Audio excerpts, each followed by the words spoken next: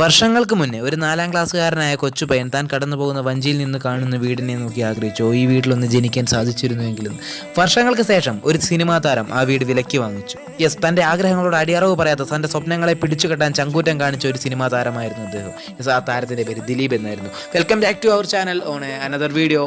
7ാം ക്ലാസ്സിലെ തോൽവിയോടുകൂടി എല്ലാം കഴിഞ്ഞു എന്ന് കരുതിയെങ്കിലും അവിടെയൊന്നും തളരാതെ തൻ്റെ താഴെയുള്ള കൂടപ്പിറപ്പുകൾക്ക് വേണ്ടി എന്തെങ്കിലും ഒരു ജോലി നേടാൻ ഒരു ഹോട്ടൽ റിസപ്ഷനിസ്റ്റ് ആവാനും ഏറെ ആഗ്രഹിച്ചിരുന്നു അദ്ദേഹം. അതൊന്നും നടക്കാതിരുന്നപ്പോൾ ഒരു കുതിച്ചുയർപ്പ് പോലെ അദ്ദേഹം കലാഭവനിൽ പ്രവേശിക്കുകയും അങ്ങനെ കലാഭവനിലൂടെയും ഏഷ്യാനെറ്റിലെ കോമിക് കോളേജ് എന്ന പരിപാടിയിലൂടെയും അദ്ദേഹം ചിരിക്കാൻ മറക്കാത്ത മലയാളികൾക്ക് ഏറെ പ്രിയങ്കരനായി മാറുകയായിരുന്നു. അതിനുശേഷം 1991 സഹസംവിധായകനായി സിനിമയിൽ പ്രവേശിക്കുകയും അതിനുശേഷം 1994 നായകനാവുകയും മീശമാധവൻ, ഈ പറക്കും തളിക, CID മൂസ എന്ന സിനിമകളിലൂടെ മലയാളികൾക്ക് പ്രിയങ്കരനാവുകയും ജനപ്രിയ നായകന്റെ കിരീടം മലയാളികൾ മറ്റാർക്കും നൽകാതെ ദിലീപ് എന്നവരുടെ മണിമുത്തിന് ചാർത്തി കൊടുക്കുകയും ചെയ്തു.